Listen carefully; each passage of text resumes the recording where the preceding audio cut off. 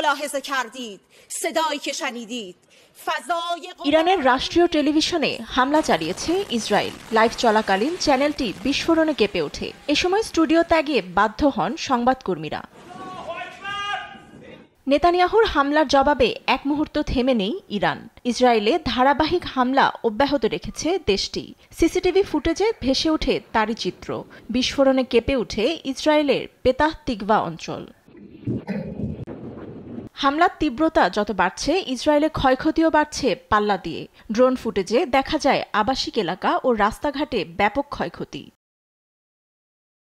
তবে এরই মধ্যে ইরানের 1/3 ক্ষেপণাস্ত্র লঞ্চার ধ্বংস করে তেহরানের আকাশসীমা এখন সম্পূর্ণ নিজেদের নিয়ন্ত্রণে নেয়ার দাবি করেছে ইসরায়েলের প্রতিরক্ষা বাহিনী আইডিএফ।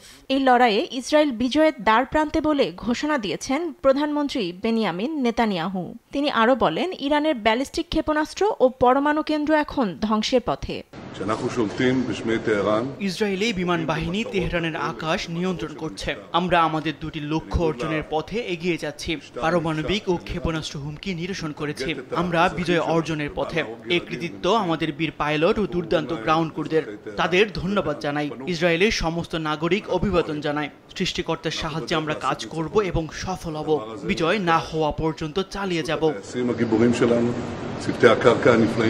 অন্যদিকে ভেদাভেদ ভুলে সম্পূর্ণ ইরানের নাগরিকদের ঐক্যের ডাক দিয়েছেন ইরানের রাষ্ট্রপতি Masud Pezeshkian.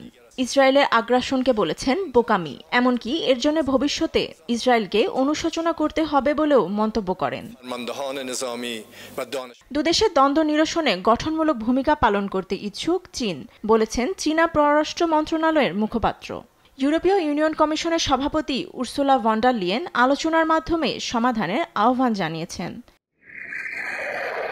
Fatema Tasnim, news desk, দেশ টিভি।